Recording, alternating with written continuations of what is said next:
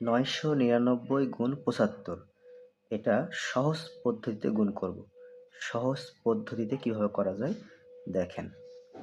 999 কে লিখব 1000 বিয়োগ 1 গুণ 75।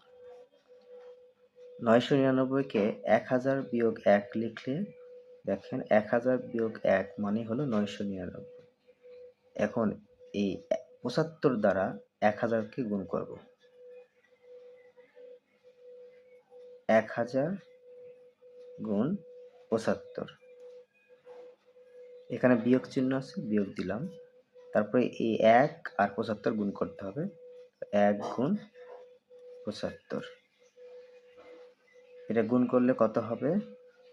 75,000 বিয়োগ এটা গুণ করলে হবে 75, বিয়োগ করলে হবে কত? 74,925, এটাই।